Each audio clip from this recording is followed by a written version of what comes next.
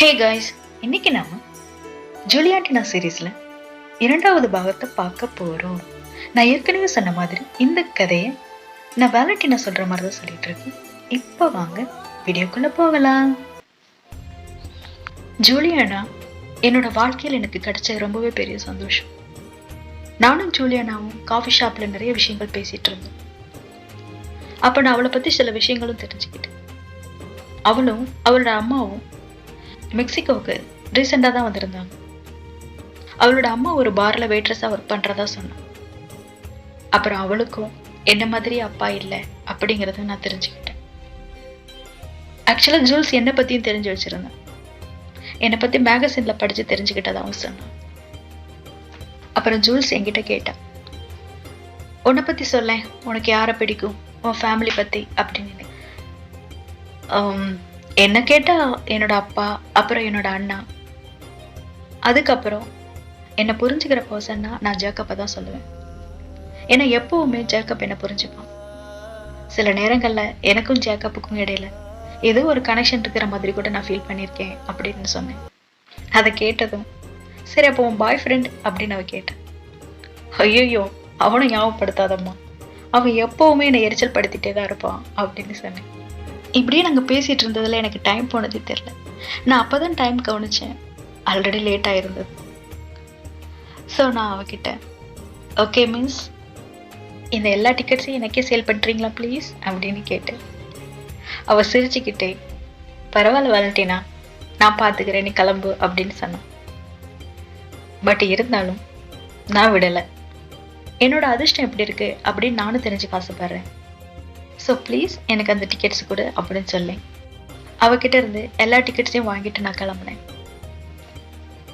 நான் ரைட்டரை தான் பார்க்க போனேன்.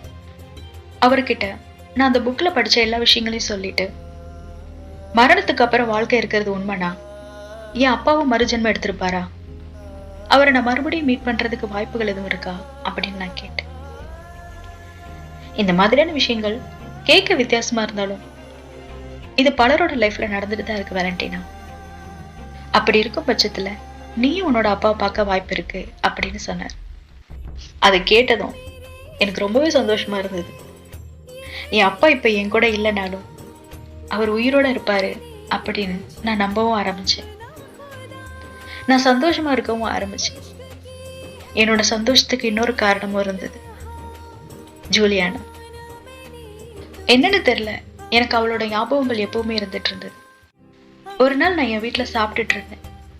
அப்போ எனக்கு ஜூல்ஸ் ஞாபகம் வந்தது. அவளை லஞ்சுக்கு இன்வைட் பண்ணா நல்லா இருக்குமே அப்படின்னு நினைச்சு உடனே நான் கால் பண்ணி, ஜூல்ஸ், நான் டிரைவர் சென்ட் பண்றேன், என் கூட லஞ்ச் சாப்பிட வருவியா ப்ளீஸ் அப்படின்னு கேட்டேன். அவளும் உடனே ஒத்துக்கிட்டா. அவ வாரான்னு சொன்னதுதான் நான் ரொம்ப எக்ஸைட் ஆயிட்டேன். என்னன்னு தெரியல, கொஞ்சம் வெக்கமும் வந்தது அன்னைக்கு எனக்கு. ஜூலியானாவும் வந்தான். அவளை பார்த்ததும் அவளை ஓடி போய் நான் ஹக் பண்ணிக்கிட்டேன். வந்ததுக்கு தேங்க்ஸ் சொன்னேன். அன்னைக்கு அவளோட ட்ரெஸ் எனக்கு ரொம்பவே பிடிச்சிருந்தது. நீ இந்த ட்ரெஸ்ல அழகா இருக்க அப்படின்னு நான் சொன்னேன். அந்த ட்ரெஸ்ஸை அவளே டிசைன் பண்ணி ஸ்டிச் பண்ணதாகவும் சொன்னான் என்கிட்ட. ஜூலியானா என் வீட்டுக்கு வந்தது அதுதான் முதல் முறை. ஸோ நான் என்னோட வீட்டை சுற்றி காட்டிட்டு இருந்தேன். அப்புறம் என்னோட பெட்ரூம்க்கு அவளை கூட்டிட்டு போனேன். என் பெட்ரூமை பார்த்ததும், பொண்ணுங்களோட பெட்ரூம் மாதிரி டிப்பிக்கலா இருக்கு, பிங்க் கலர்ல அப்படின்னு சொன்னான். அப்புறம் ரொம்ப நீட்டாகவும் ரொம்ப ஆர்கனைஸ்டாகவும் இருக்குதாகவும் சொன்னான். சத்தியமா அதுக்கு காரணம் நான் இல்லாமா, என்னோட வேலைக்கார அக்கா தான் காரணம் அப்படின்னு சொன்னேன். அப்புறம் அவளுக்கு என்னோட சில ஆல்பம்ஸ்லாம் காட்டினேன். அதுல நான் என்னோட அப்பாவை பார்த்ததும் எனக்கு என்னோட அப்பா ஞாபகம் வந்தது. ஸோ நான் அவர் எப்படி இறந்தாரு அப்படிங்கிறத பத்தி ஜூல்ஸ் கிட்ட சொல்லிட்டு இருந்தேன். அப்புறம் நானும் அவகிட்ட அவ அப்பாவை பத்தி கேட்டேன். அதுக்கு ஜூல்ஸ், என் அப்பா கரண்ட்ல அடிப்பட்ட காக்கா மாதிரி கருகி செத்து போனாரு அப்படின்னு சொன்னான். எனக்கு அதை கேட்டது சிரிப்பை கண்ட்ரோல் பண்ணவே முடியல. நான் சிரிச்சும் தொலைஞ்சேன்.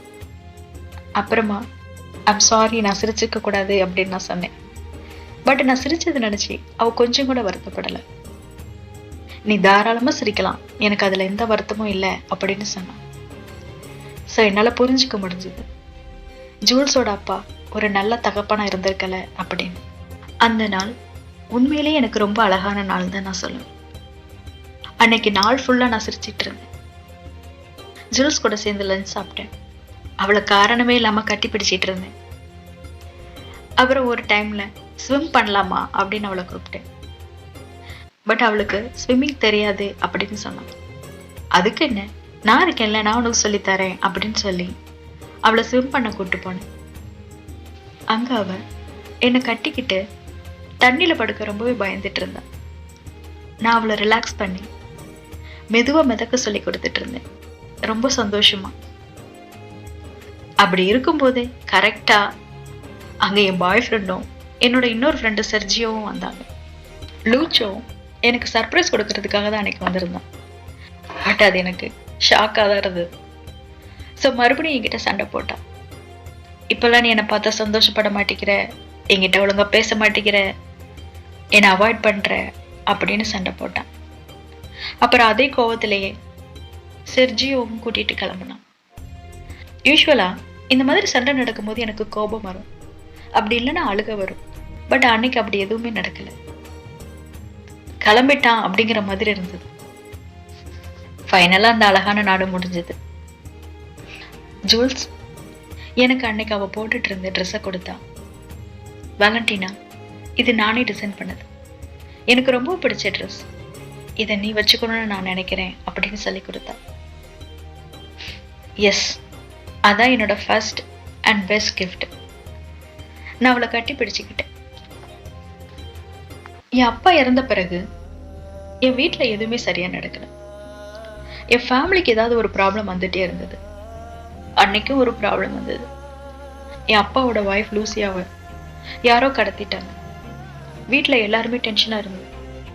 ப்ரெஸ்ஸு, போலீஸு பயங்கர டார்ச்சராக வர இருந்தது. அப்போ லூச்சா எங்கள் வீட்டுக்கு வந்தான். என்னை பற்றி தெரிஞ்சுக்கிறதுக்காக வந்தான். நானும் அவனும் என்னோட ரூமில் அப்படி உட்காந்து பேசிகிட்டு இருந்தோம். அப்படி பேசிகிட்டு இருக்கும்போதே ஜூலியானா எனக்கு டெக்ஸ்ட் பண்ணியிருந்தேன். அவளோட மெசேஜை பார்த்ததும் நான் டக்குன்னு எழுந்தேன். உடனே அவளுக்கு காலும் பண்ணேன். ஆக்சுவலாக என் ஃபேமிலியில் நடந்த ப்ராப்ளம் பற்றி டிவியில் பார்த்துருக்கா. ஸோ அதை பற்றி விசாரிக்கிறதுக்காக எனக்கு கால் பண்ணியிருந்தான். அப்புறம் அவன் என்கிட்ட சொன்னான், நீ ஒரி பண்ணிக்காத, எல்லாமே சரியாயிரும். ஒருவேளை உனக்கு ஏதாவது வேணும்னா எனக்கு கண்டிப்பாக கால் பண்ணு, உனக்காக நான் கண்டிப்பாக வருவேன் அப்படின்னு சொன்னான். அதை கேட்டது என் முகத்தில் சந்தோஷம் வர ஆரம்பிச்சது. நானும் ஓகேன்னு சொல்லிட்டு காலை கட் பண்ணேன். நான் லூச்சா கூட இருந்தாலும் நான் ஜூல்ஸை நெருங்கிட்டு இருக்கிறத என்னால் உணர முடிஞ்சது. அன்னைக்கு நைட் எனக்கு தூக்கமே வரல. லூச்சோ கிட்ட பேசலாம் அப்படின்னு தான் ஃபோன் எடுத்தேன். பட் ஜூல்ஸுக்கு கால் பண்ணேன். எனக்கு கொஞ்சம் டென்ஷனாக இருக்குது ஜூல்ஸ், தூக்கமே வரல, ஸோ யார்கிட்டயாவது பேசணும் போல இருந்தது, அதான் உனக்கு கால் பண்ணேன் அப்படின்னு சொன்னேன். உடனே ஜூல்ஸ், என்னால் புரிஞ்சுக்க முடியுது வேலண்டினா, ஒன்று பண்ணலாம், நான் உனக்கு ஒரு கதை சொல்கிறேன், நீ அதை கேட்டுட்டே தூங்குறியா அப்படின்னு என்ன கேட்டேன். நானும் அவளோட கதையை கேட்க ஆரம்பிச்சேன்.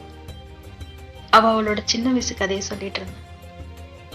நான் அதை கேட்டுக்கிட்டே படுத்துட்டு இருந்தேன். அப்புறம் அப்படியே தூங்கியும் போனேன்.